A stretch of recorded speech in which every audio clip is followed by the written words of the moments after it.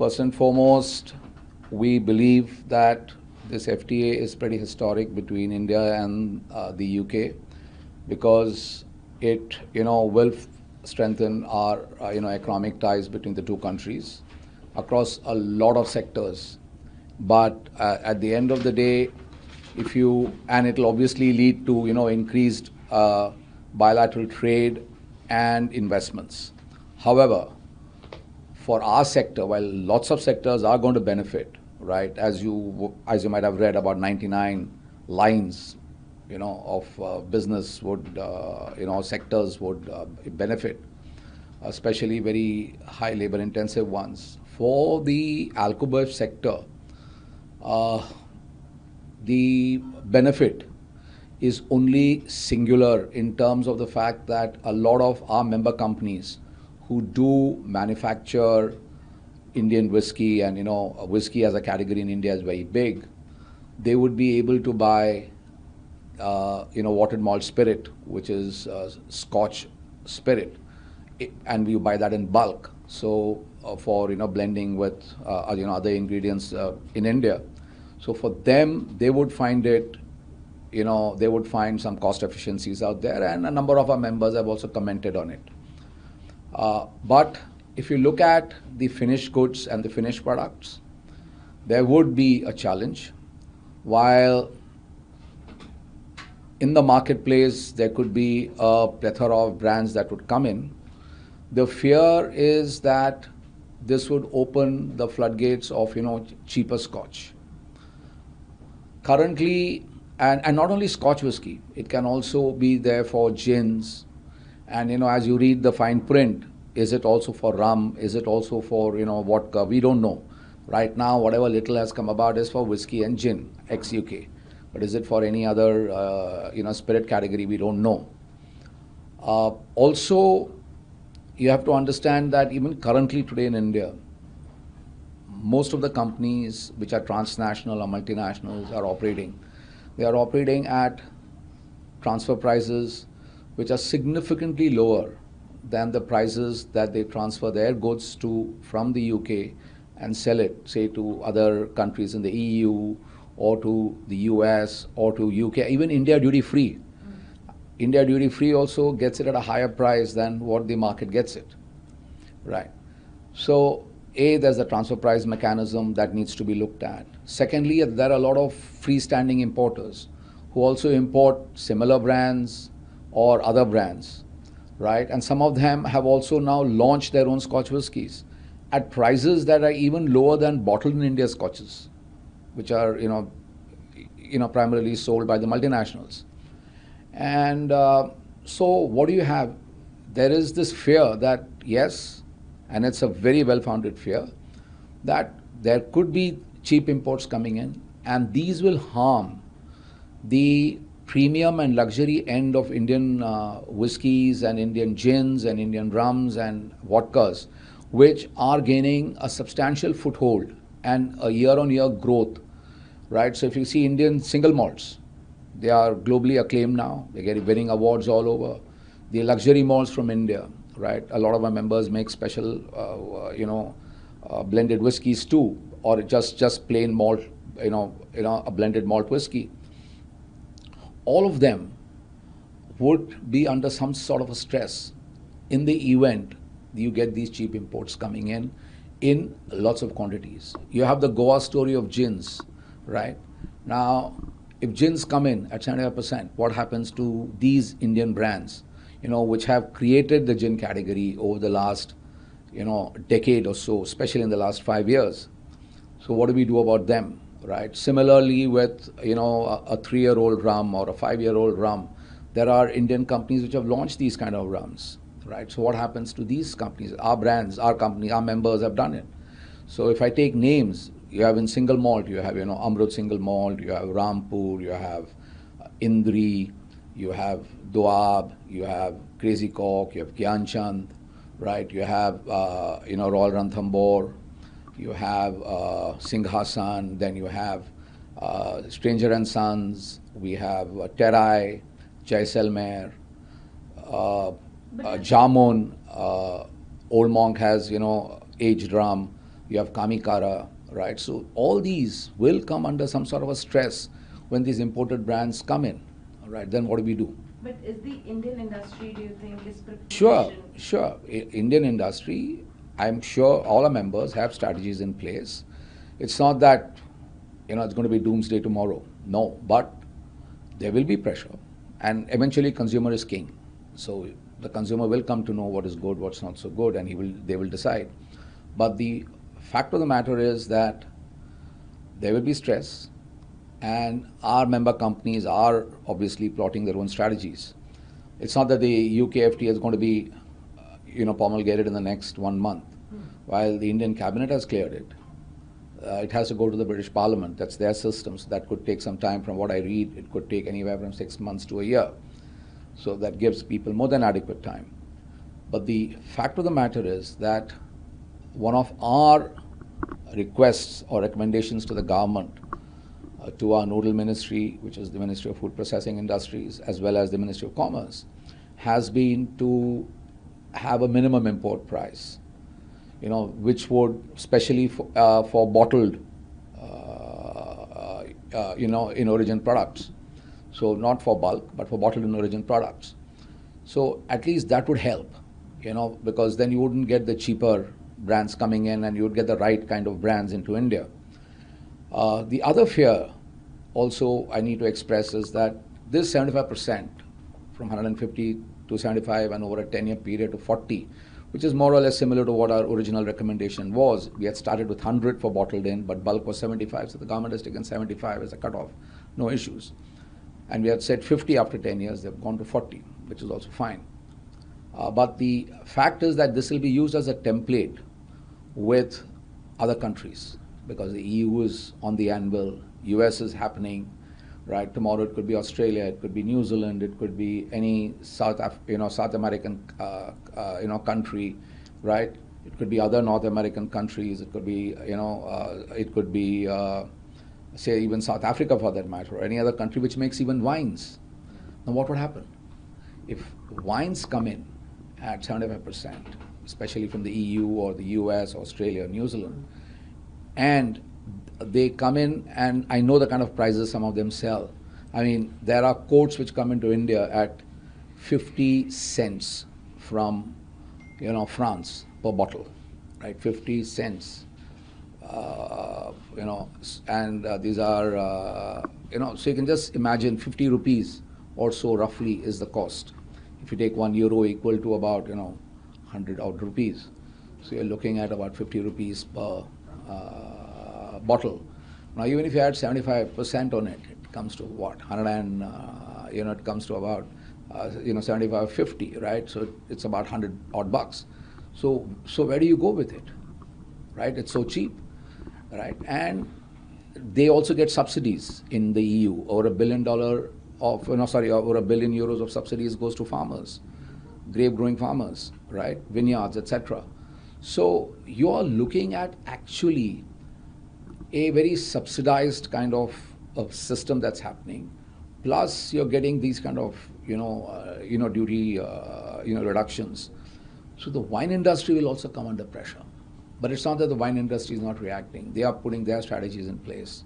Our members, two of the biggest companies in the wine industry are our members. So each one is putting their strategy in place. But our request to the government is to have a minimum import price, or have some mechanism whereby there is the anti-dumping clauses can take effect, so that you do not get these kind of low-priced things coming in. One. The second thing also we are saying is to look at country of origin. So be very clear that the rules of origin are followed, so that you cannot get scotch diverted from some other country, or wines coming from using all these loopholes, or a rum or a vodka or a gin coming in, right? So those things also need to be looked at. And even in the EU, a lot of EU countries make vodka, they make gin. So they will also come in if the same template is followed as with the UK. So what do we do then?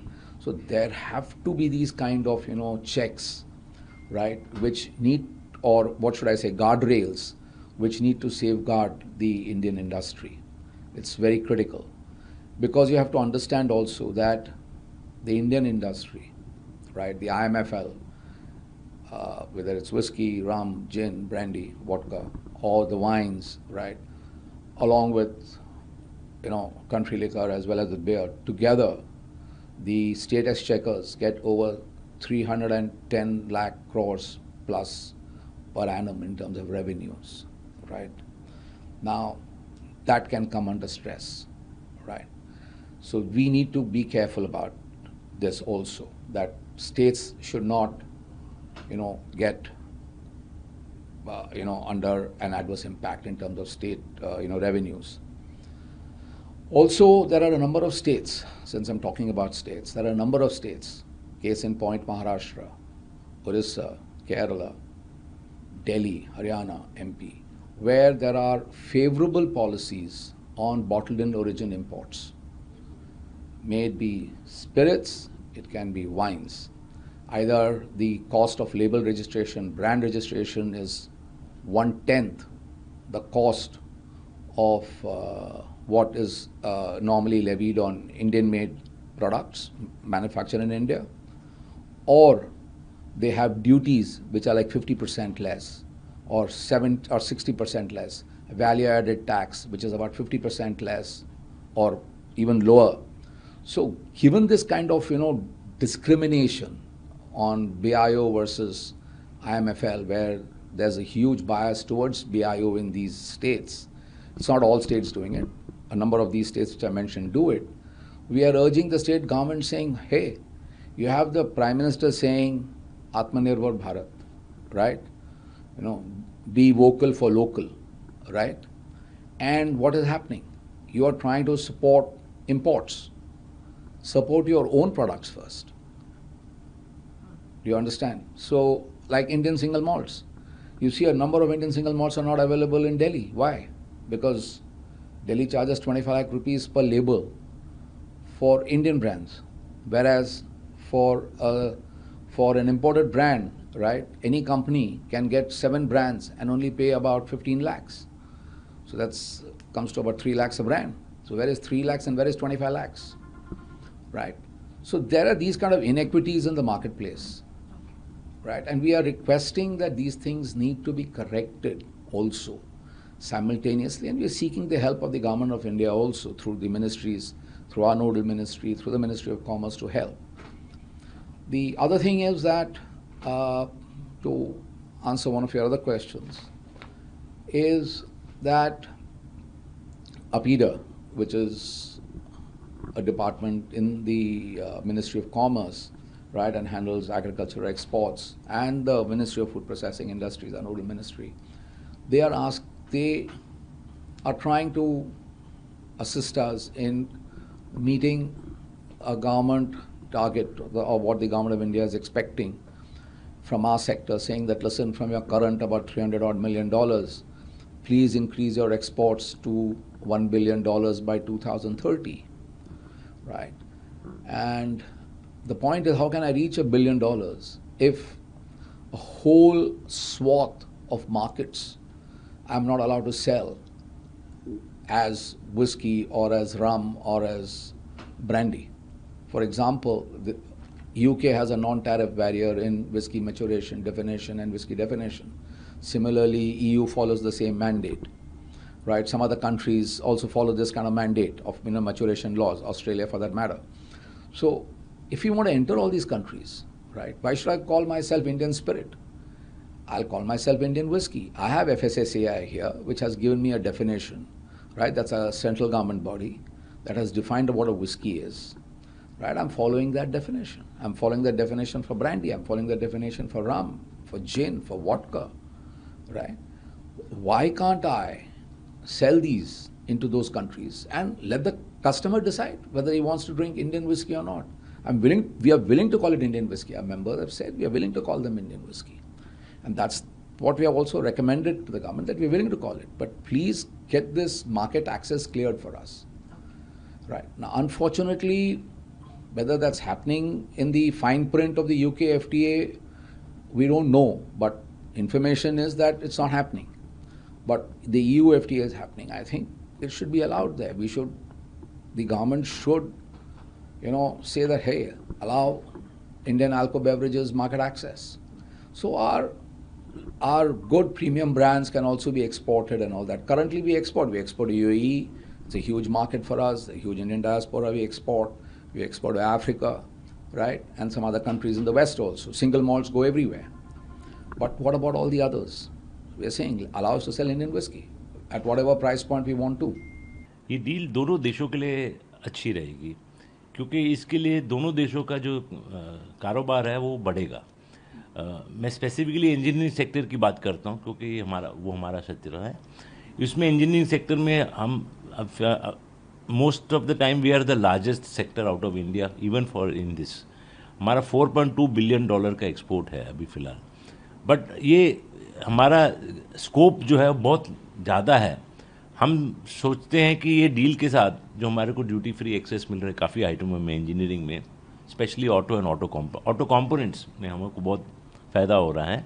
तो हमारा export करीब 2 साल में 7.5 से 8 billion dollar हो जाएगा। तो मतलब डबल हो जाएगा नियरली। सो हम चाहते हैं कि it is a good deal, path breaking deal, and कुछ तो गुड न्यूज़ आई हमारे पास।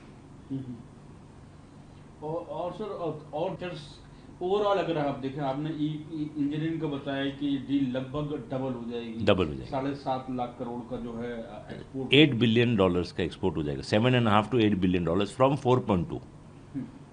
ओवरऑल कंट्री के लिए किस तरह से होगा? जॉब क्रिएशन के लिए, ट्रेड के लिए, टेक्सटाइल के लिए और तमाम चीज़ें और भी हैं इसमें इंजीनियरिंग के अलावा, उसके लिए किस तरह से? नहीं, अच्छा है एक्चुअली, डील तो अच्छा है। बेसिकली हमारे फार्मर्स के लिए भी अच्छा है, क्योंकि जो उनको जो रिस्ट्रिक्शंस थी फाइटोसैनिटरी, वो आई थिंक मोर और लेस कैप हो जाएगी, प्री डिक्लेयर हो जाएगी। एंड फार्मर्स के लिए भी वो अच्छा है, इनका एक्सपोर्ट होएगा। टेक्सटाइल के लिए तो बहुत ही अच्छा है, क्योंकि टेक्सटाइल के लिए UK is a big market.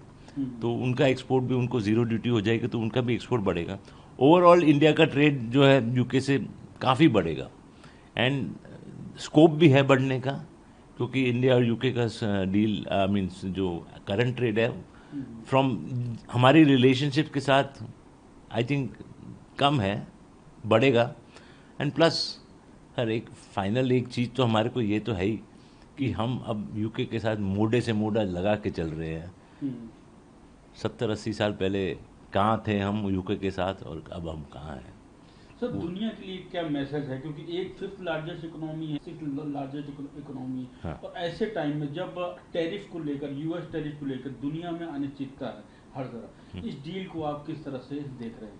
इस डील को हम ये देख रहे हैं कि हमने एक टेम्पलेट बना दिया कि हम ये कर सकते हैं और ये नहीं कर सकते हैं। हम ये भी कहते हैं कि अगर हमारे हित में है हम जरूर करेंगे, पर अगर हमारे हित में नहीं है तो हम कोई दबाव में आके डील नहीं करेंगे। हमने हमारा लक्ष्मण रेखा इस डील से बता दिए कि ये हम कर सकते हैं, ये हम नहीं कर सकते। सो इसके बेसिस पे ईयू की डील भी मोर और लेस उस क्षेत्र में जैसे जाएगी, और हमने एक सॉर्ट ऑफ मैसेज दे दिया है वर्ल्ड को, हम डील करना चाहते हैं, we want to do it, हम करने को तैयार हैं, but it has to be win win for both sides.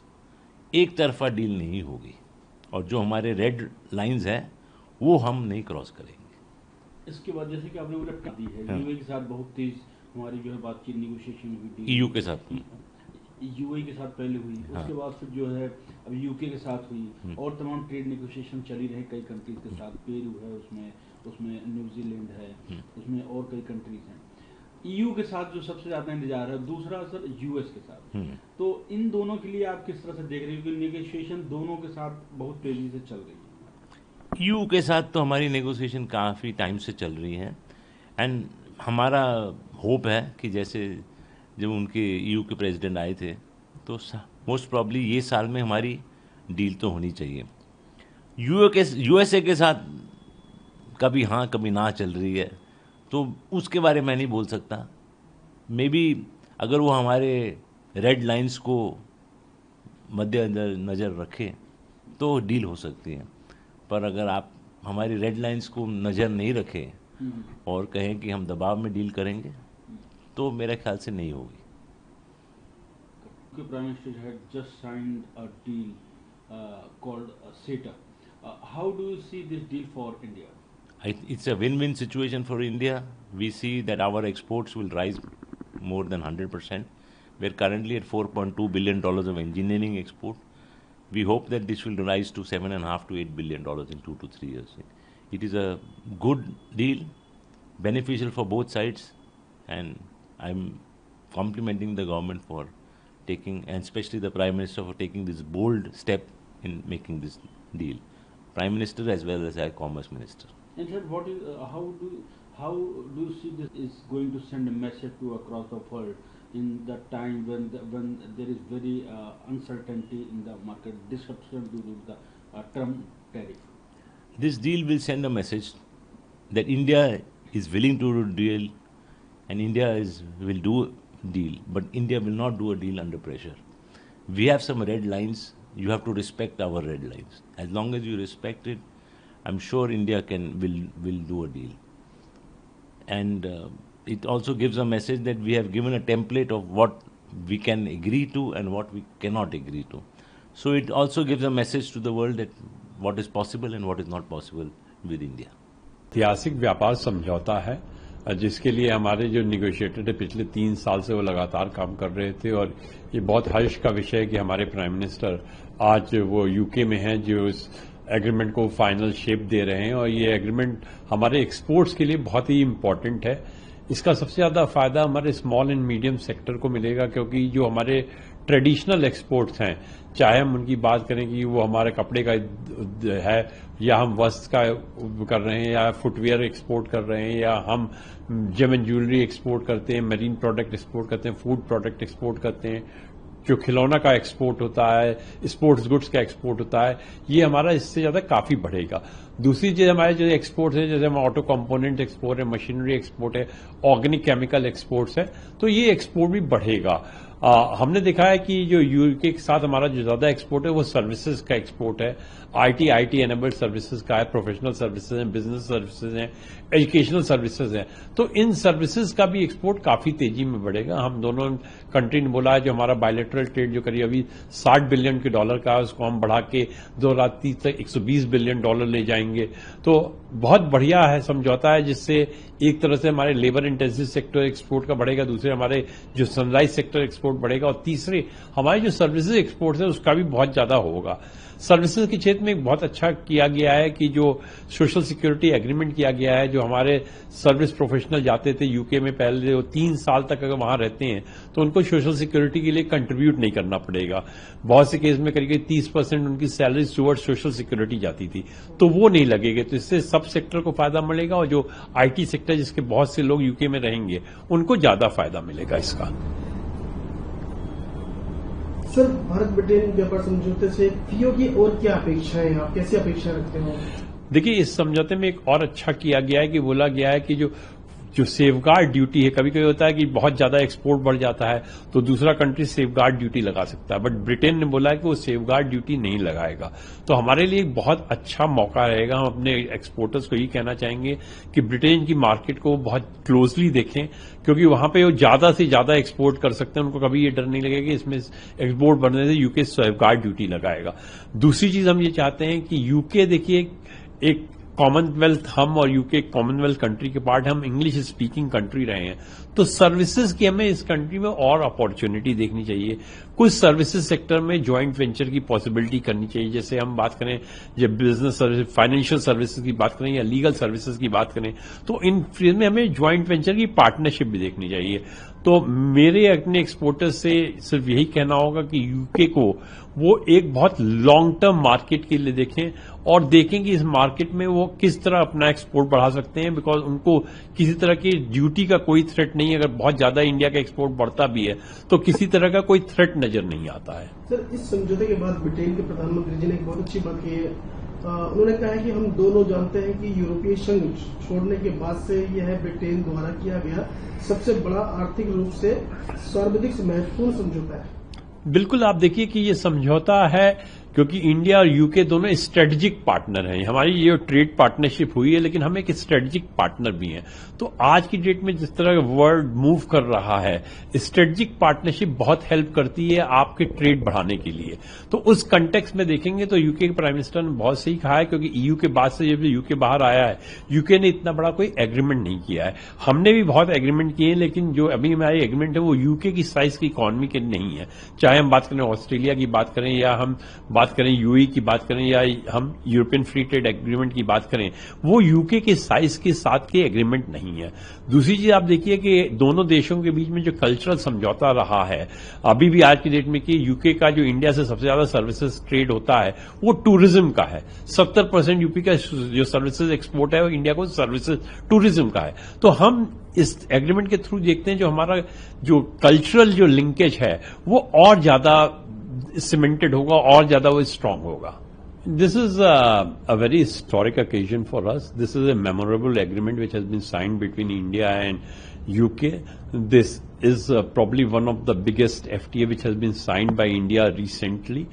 This is important because this helps India not only to push its traditional export, which may be textile, apparel, footwear, gems and jewelry, toys, sports goods, marine product, food process sector, but also some of the new sectors of export, including organic chemicals, automobile, machinery and other engineering goods.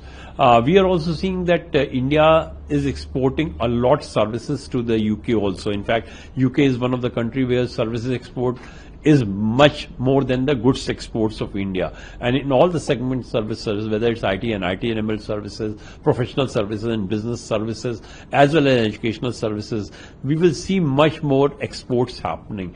UK will also be providing short-term visas to some of the professional, which will help Indian chef, Indian teachers, and Indian musician also to go to the US to engage culturally the two countries also.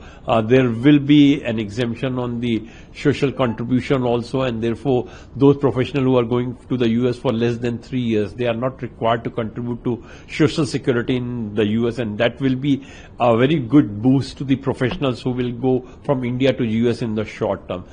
India has also offered UK a lot. UK will be getting the benefit of the lot of products which they are exporting, particularly the beverages. They will get concession in cosmetics, biscuits, chocolates and many more products also. We are also providing them the concession in various segments in the financial as well as in the legal services. Sir, what are your expectations from the India-UK trade deal? We are expecting that Indian exporter will definitely leverage the deal to increase India's export to the UK exponentially. The good thing is that UK has talked that they will not be imposing the safeguard agreement, and that gives us the opportunity to increase exports substantially, and mindful of any threat from the UK side. And probably we should use this agreement so that it becomes a template for India's further agreement with the EU also. We know that UK was part of the EU. UK continued to be customs union with the EU till 2021. So the same template which India has decided with the UK may be used for India for negotiating with the European Union. So I think the ball is in the court of the exporter. If they utilize the agreement very well, it will help the Indian negotiator to look into the same templates for the agreement with the EU also. Sir, on this trade agreement, UK PM Keir Starmer says, we both know that this is the biggest, most economic deal. I agree with the UK Prime Minister, because once UK came out of the EU, UK has not signed any trade deal to the extent which they have signed with India, and to some extent it is equally true for India also. We have signed many free trade agreements with many countries, particularly with the EU, Australia and European Free Trade Agreement, but this agreement holds special significance because it will help us to push both the goods exports and the services exports, and I'm pretty sure that this agreement will be bringing India and UK more closely culturally. If you look into UK's tourism earning, that contribute to their 70% of total services earning from India. So the economic engagement, which will be also resulting in more people-to-people contact, which is very good because these two countries have a very strategic relationship also. इसमें जो employment generating sectors हैं, जहाँ पे labour intensive sectors जिनको कहते हैं, कि textile है, फुटवेयर, लेदर, ये सब एरियाज हैं, इनमें ज़रूर काफ़ी फ़ायदा होगा। इसमें मार्केट एक्सेस मिलेगा, और क्योंकि ज़्यादा मार्केट एक्सेस मिलेगा, ज़्यादा प्रोडक्शन होगा, तो अगर ये एक्सपैंड करेंगे तो एम्प्लॉयमेंट अपॉर्चुनिटीज़ डेफिनेटली बढ़ेंगी। और इनमें बहुत सारी इंडस्ट्रीज MSME में आती हैं, so that explains the benefit that the MSMEs could potentially get from here. There are obviously more sectors, जैसे IT है, IT में मूवमेंट ऑफ प्रोफेशनल्स को थोड़ा इजी करा गया है, तो उससे डेफिनेटली चांसेस बढ़ेंगे। एक तो इंडियंस को वहाँ पे एक्सेस, जो मूवमेंट एक्सेस मिलेगा, प्लस उससे थोड़ा एक्सपैंड भी कर पाएंगे वहाँ पे अपॉर्चुनिटीज एक्सेट्रा अपनी। देन सर्विसेज में ऑब्वियसली इसमें से काफ़ी गेन होगा। कुछ डिजिटल सर्विसेज भी ओपन करी गई हैं, तो कुछ आर्किटेक्चर और इस तरह के जो एरिया हैं, इसमें भी कुछ इजाफा होगा बिजनेस में। ये अपॉर्चुनिटीज़ हैं। एग्रीकल्चर और डेयरी में जो हमारे स्ट्रेटेजिक एरियाज हैं, उसमें तो प्रोटेक्शन है, लेकिन कुछ जो हमारे फाइटोसैनिटरी कुछ इश्यूज होते थे, उस चैप्टर में कुछ काम हुआ है, जिससे कि थोड़ा एक्सेस जो है हमको, जो काफ़ी डिफिकल्ट होता था फूड एरिया में, वो थोड़ा ईज होगा। So that will be an additional benefit that comes out. तो क्योंकि जो FTA होता है, FTA से आपको जो मार्केट एक्सेस जो मिलता है, वो ज़्यादा मार्केट एक्सेस मिल सकता है, बिकॉज हर देश जो है वो अलग अलग मुल्कों से अपने अपने फ्री ट्रेड अग्रीमेंट कर रहा है। हमारा फ्री ट्रेड अग्रीमेंट नहीं था, तो दूसरे देशों के कंपैरेटिवली हमको जो एक्सेस मिलता है, उसमें हमको नेचुरली कम एक्सेस मिलता था, बिकॉज हमारे रेट्स ज़्यादा थे।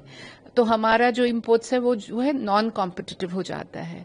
तो कंपेयर टू वियतनाम हो गया, बांग्लादेश हो गया, उनको आप टेक्सटाइल का ले लें उदाहरण, तो टेक्सटाइल में उनको बेनिफिट रहता था, सो इसलिए वहां से ज्यादा एक्सपोर्ट होता था। अब वो अपॉर्चुनिटी, क्योंकि फ्री ट्रेड अग्रीमेंट इंडिया के साथ हो गया, हम भी उन्हीं की पैरिटी पर आ गए, उन्हीं के लेवल पर आ गए, तो उसके चलते हमको भी उतना एक्सेस मिलेगा, जिससे ग्रोथ होगा, ग्रोथ से एम्प्लॉयमेंट होगा और अपॉर्चुनिटीज बढ़ेंगी।